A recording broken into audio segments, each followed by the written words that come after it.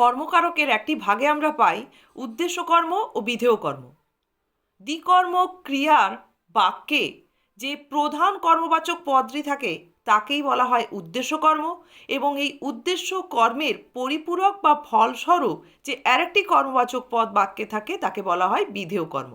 যেমন রামবাবু ছেলেদেরকে চকলেট খাওয়াচ্ছেন। খাওয়াচ্ছেন ক্রিয়া, রামবাবু কর্তা।